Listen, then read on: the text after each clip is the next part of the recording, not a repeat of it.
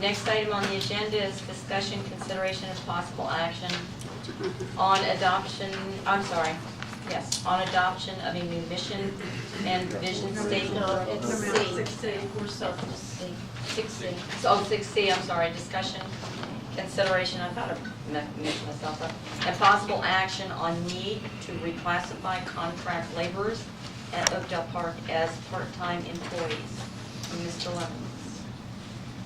When I was working on payroll, I became aware of the situation with the help that we're paying at the park. And some of them are employees, full-time employees, we have some part-time employees, and then we have some that are designated contract labor.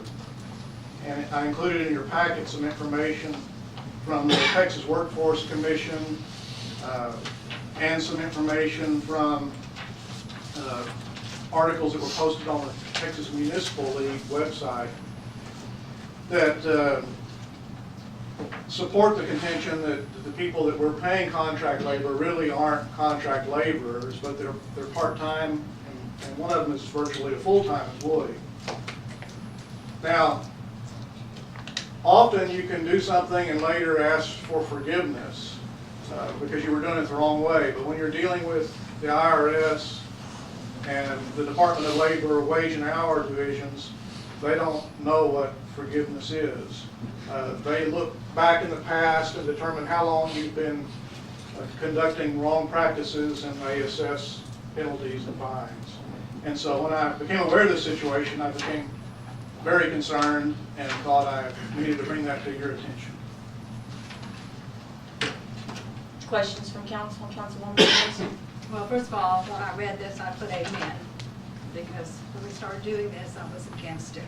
Having dealt with the Texas workforce organizations, when they do come in and find out these things, that you have set hours for the employees, you have direction for them, all of the things that are listed here. We had a client several years ago that we had been told they're no longer our clients because they didn't follow directions, but I don't say regulations, let me say not directions. When the Texas workforce came in, for each employee that they were doing as contract labor, they had a 15-page sheet for each employee, and they fined them back to 5 years when the business started. And the only people that, we don't have anyone, even the house cleaners are given directions. And we're paying them by the cabin, and there's some leeway in there for them. But if they're part-time, then we do eliminate the retirement and the benefits and so forth. But then there are certain, if they're working 30 hours a week over a period of time and they reach X amount of hours, they have to be paid those benefits and so forth. So we really need to look at this policy. May I speak to the house cleaning? That's the lady that does the cleaning of the cabins. That's the closest thing we have to contract labor because she does them on a piece basis. Right. But we provide cleaning supplies. And we set the price that those cabins are to be cleaned for. Now, if the council wished, we could put together a package and put that out for bid and then have several contractors bid to do the cleaning per cabin. And that would satisfy the requirements as I understand them in these documents, because they would have an opportunity for profit and for loss. The way it is now, there's no opportunity for profit or for loss. It's basically an hourly wage. One of the first things that they ask is, do you provide the equipment? That's in the first 10 questions. Do you provide the equipment? And we do. We provide everything. So that's something else that we need to look at doing. Whether we want to do it out or how we want to handle it. Do we want to take taxes out and them still be paid by the cabin? But, you know, Mr. Nolan. Michael and I have had a discussion about this. We've got at least 3 employees that have worked with us for several years, and if we go out for bids on it, you know, there's the opportunity that we would lose them. And they're familiarity with our operation and with what we expect, we would hate to lose that. It would be my recommendation, I think Michael's also, that we convert these employees from contract employees to part-time, and in those cases where they are working more than 30 hours a week, that we convert them to full-time employee, and entitled to the benefits and whatever else any other employee achieves. So, I mean, that's, and I agree with you. There is no forgiveness with the IRS or the Department of Labor. It's just a matter of how much check you're going to write to them. Rather not be caught in that situation. Mr. Nolan, how many individuals are we talking about specifically? I believe 3, is that fair, Michael? I have a list here. There are 4 of them that could be 4. found. How many of those would be considered full-time? Probably 2 of those 4 would qualify for full-time. And I don't know that we have this figure, but from our current budget. Councilwoman Ramsey, do you? Well, I looked at them, but I left my note at home that Terry so graciously. I really added the total contract labor that we pay now. Now, I know we had to pull lifeguards out of that, and I don't know how much percentage of that, because we raised the contract labor that included seasonal employees. The benefits are gonna cost us a little bit, even if you put those 2 together. So we've got to look at your budget, because I'm big on the financial thing. I'm not against what we're doing, because it needs to be legal, but I think we need to look at the budget. Now, are there 2 work campers that are considered part of those 4, or just 1 work camper? There's 3 people that are in some work camper situation, and one of those is full-time virtually, and the other one would qualify as part-time, and the other one is just working for their camping space. And so I believe the working where you're just working in exchange for your camping place is acceptable. It's the ones that are working beyond that we're paying wages. Right. And what you have in here also, talking about taking money out of their wages, I'd like to see us look at a possible policy or whatever we have to do, that they're paid their wages, but they have to pay their spot, and we develop a policy. And this is just my suggestion. We have develop a policy for a discount for those working there, maybe 10–20%. But instead of taking it out of their paycheck and having to keep up with it, they would have to pay themselves. And that would ensure that would be your responsibility to make sure they're paid.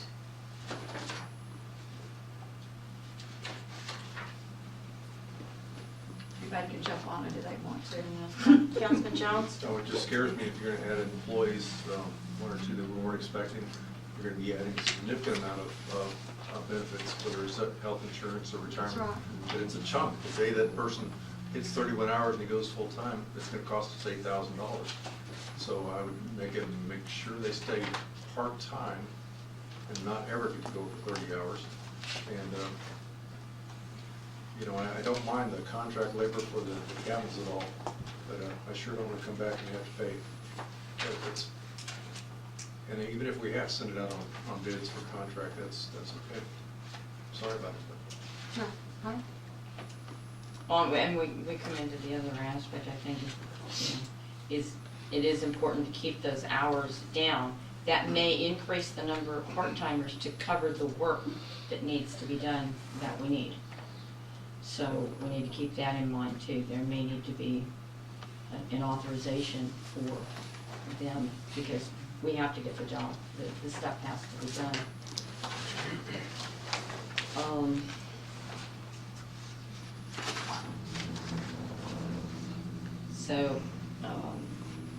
Council, in looking at this,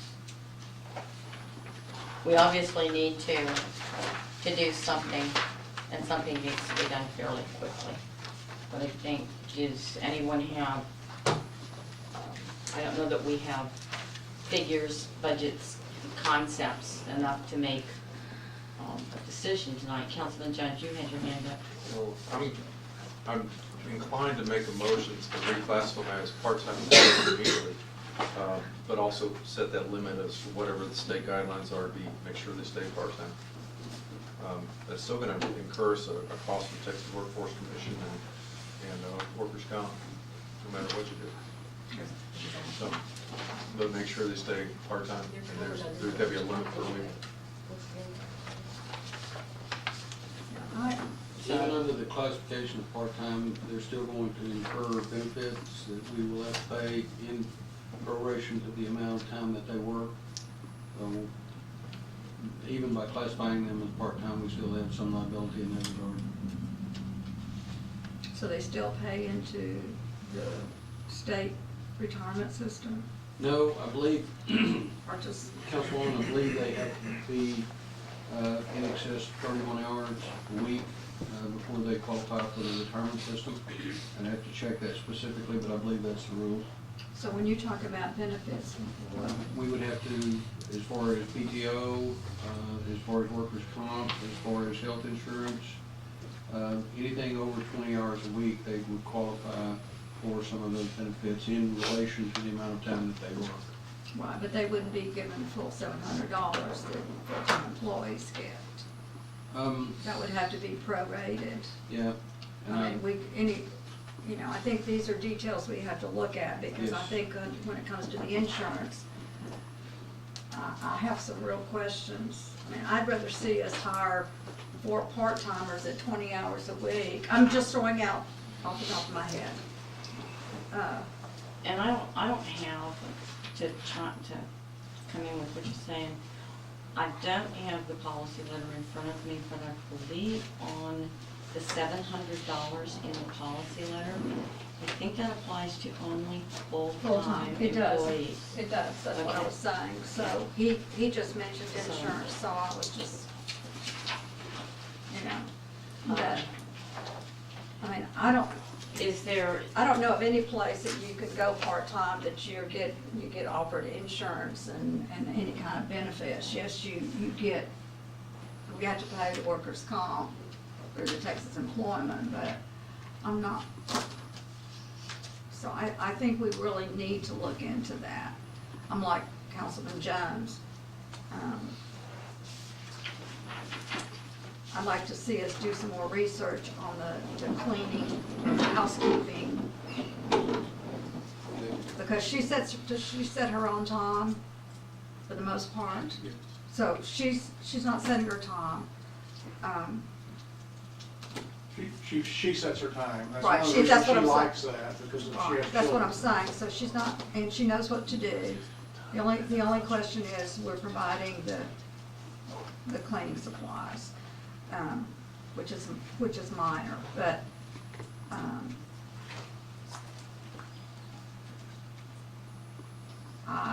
the only one I can think that's part-time, that is working, is the week, I don't wanna use any names, but, a work camper. He's the only one that I can think of that would been there for a long time. But technically, if you wanna get real technical, if they're working for their spot, that still they can be given, IRS can look at that as income. Now, that's a real fine line, and you'd have to, but,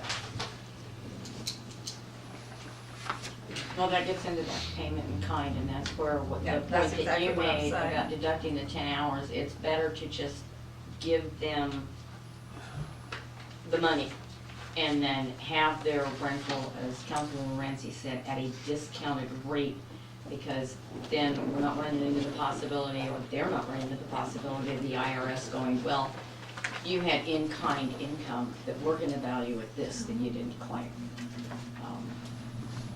for the work campers.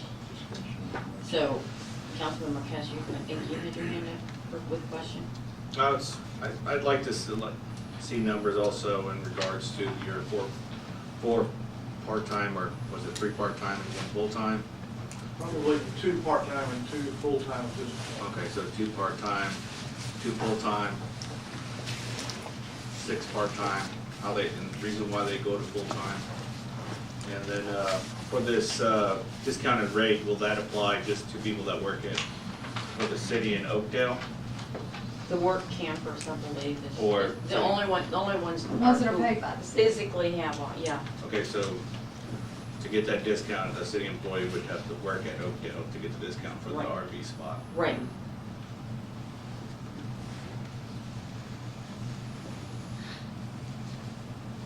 Okay.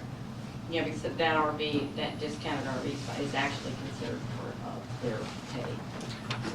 One of You the, know, but it's just not, they're paying for it, but that's one of the benefits, so that they get is a reduced price since they're working in the park. So they get it reduced, no, I'm sorry. oh no, go ahead, go But they ahead. get it, I mean, what would be the cost? I mean, minimum That- wage, less than minimum wage? That, I don't know, I think those details need to kind of be worked out, that's kind of where we are right now, is the We'll provide you with details. a breakdown of the amounts that they're receiving in hourly wages and various costs that are associated with what we're doing. Councilwoman Ramsey. One of the employees that was part-time, after budget, we made him full-time, and he is having taxes taken out. I believe that's correct. I mean, I remember signing his check last week and looking. Yes. Okay, and looking at all his stuff, okay? So, one of those is being paid full-time, so, I'm trying to think who the third one is, you'll have to tell me, I mean, I know who What one. position, what positions are these people filling? Well, the work camper is a maintenance position. Okay. It's working pretty much. The amount of hours is not 40 hours, but it's enough to where I think he would be classified as full-time. And is that also the individual that is relied on for after hours on call? Yes, and that's part of the hours that are. Okay. Okay, and that's very important that we have that. The other position, Is the cleaning position, the lady that does the The multiple full-time cabins, is the amount that she's being paid on a per cabin basis, plus a few odd jobs. The amount of money that's being paid, I believe, is going to translate into more than 30 hours. okay. And then the 2 part-timers, I think, those are the ones that, I think I know which ones those are. I mean, Yeah, they live within Glen Rose, but they come in and do work during the week. the cabin cleaning, since she sets her on time, we could do a contract with her as far as, you know, the cabins. But having her do other jobs where she's paid by the hour, I think we need to cut that out. That needs to be cut out. I think if you're gonna get someone in there, you know, now, you have one in the office that's, is that part-time? They're an employee, though. They're an part-time employee. Okay, okay. Here's my other question on the cabins. Right now, we only have one person doing it, correct? Okay. March is coming and high season is coming. And from what I've seen, one person is not going to be able to keep up because that is a literally 7-day-a-week job at that point. Which would be perhaps another reason to go out for possible bids for contracts to do. So, what can we safely do at this point in time, Mr. Nolan? And that knowing that we need to do some more in-depth research and come back with some facts, figures, and options. Safely do?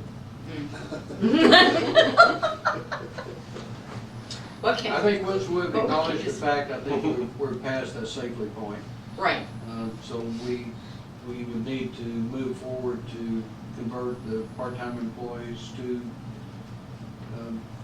that basis, and the other two that are full-time, in a sense, move forward with those positions, take the steps necessary to take the deductions out of their wages, and go through the process of soliciting bids for the cleaning of the cabins. And that would pretty well, that should take care of most of it. I think there would be a few items, a little fuzzy around the edges that we'd still have to adjust, but that should take care of it.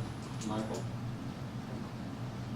Okay, so that would be converting 2 people that we currently have working out there to full-time. And One of them would end up, if we go the contract route, it would just be one of them. 1 full-time, 2 part-time, and then bid for the or go the contract route on the 3rd. Councilwoman Ramsey? Okay, so somewhere I'm in a fog. Okay, I know it's usual, but we have the 1 full-time maintenance that we just brought on board. Okay, he's already being taken care of. The one that works nights and weekends is part-time. We can go ahead and take taxes out of him, workforce, the IRS, and Social Security, and all of that. But until we do more research, I'm not in favor in doing benefits at all, because we didn't plan that for the budget. And we don't know how many lifeguards and summer help we're gonna have. And the summer seasonal employees, that's where you can take care of bringing in those extra people for cabin cleaning if necessary. I'm just throwing it out. So we could reduce his hours, Yes. and I think the threshold, and I'm not certain about the health insurance. I know where I was before, we were with TML, and I think it was 20 hours or something like that triggered. And I don't know with the Affordable Care Act, there's just a lot of technical things here, but we need to find what the threshold is. The 30 hours is easy with TMRS, but the threshold on health insurance and whether your policy of only providing the assistance to full-time employees creates a problem. Because I think that this particular person,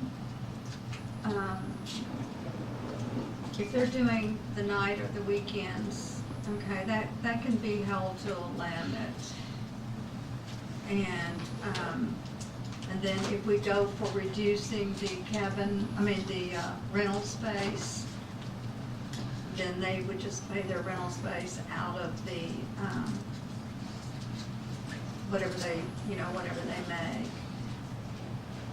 Now, if we need another maintenance person, then we can look,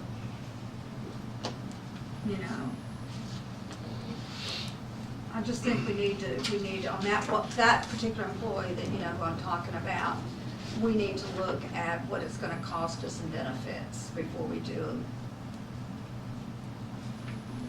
a full-time. I'm with you, so. Pardon me, Mike? Sorry. Councilman. Just talk. Councilman Marchand? I'd like to see a village description for him to include what you referenced in this letter to Chester, Mr. Nolan, about free housing. I've seen other descriptions in the Texas Municipal League's classified section for applications for managers, free housings, parks and rec directors, free housing, that kind of stuff. See what we have to do to either go that route to make it legal. If not, then I also am in favor of having them pay a reduced rent. But if we already ask them to be the representatives on nights and weekends, then that's something that kind of warrants that.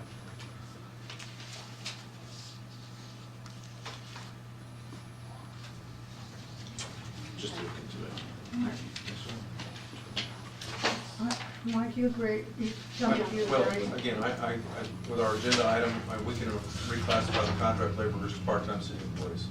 Okay. We're not authorizing them to become full-time employees because we don't have documentation, so keep them part-time, don't let them go over their hours. And I would definitely stop deducting 10 hours of wages, because you can't deduct hours from a paycheck. You can deduct the amount, but you just can't knock off 10 hours. All right, so. if I'm- Now, does that contract, does those contract employees that you're including include the housekeeping? No. You do, you're gonna have to calculate their hourly wages, and Okay, so I just want to make sure your motion is that the 3 contract employees, Well, or contract laborers be converted to part-time employees. well, let's, I'm trying to figure out where the other 3 are. you're calling, excuse me, just a second. I'm sorry. You're calling housekeeping contract, certainly, but then you're also giving that contract labor status to our work campers. Okay, So I've got housekeeping is fine as contract. So I change the recommendation to reclassify the contract laborers, our work campers, to part-time city employees. That's my motion. okay, so I have a motion from Councilman Jones to reclassify the contract labor employees, or contract labor work campers to part-time employees. Is that correct? That's correct. Are you adding anything on the limiting their hours to a certain time? Make sure they stay part-time, so that's, and I would direct the city to go ahead and find out what that limit is gonna be, and then restrict them to that until we come back and make them full-time, if it's warranted. So part-time is part-time. Part-time. So if we can take care of, I think, that motion first, because there's another issue with respect to deduction from their pay for their rental that needs to be addressed, or should we address both in the I same think, motion? I think that's the direction they stop at. Okay, that'd be a direction. Because the agenda item doesn't address anything about space. It just says. Okay, No. okay. Contract laborers. Okay, so let me make sure I have it written down. Reclassify work campers to part-time city employees per, for the law. I'm just adding so that we're not, I mean, part-time can mean a lot of things, so I didn't know for the law, for the recommendations, for, To the legal Requirements. limits of part-time employees. okay, to the limit. Okay, that's good. To the legal limits of part-time. Legal limits.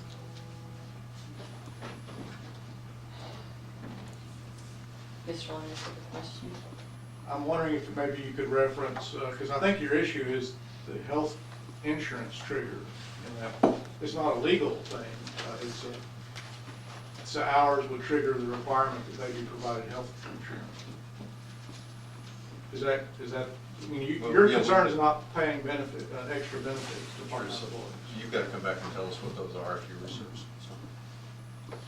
Okay, so right now, then, make sure I'm understanding you, just reclassify work campers to part-time city Yeah, employees. the contract laborers known as work campers to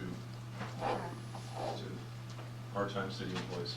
So that we can officially start that. That's a motion. Oh. Councilman Jones has put forth a motion. Councilwoman Ramsey has seconded it. Councilman Mitchell? Yeah. Councilwoman Ramsey? Yes, ma'am. Councilman Moore? Yes. Councilwoman Marquez? Or Councilman Marquez? Yes. And Councilman Jones? Aye. All right, the vote is 5-0 in favor, the motion passes.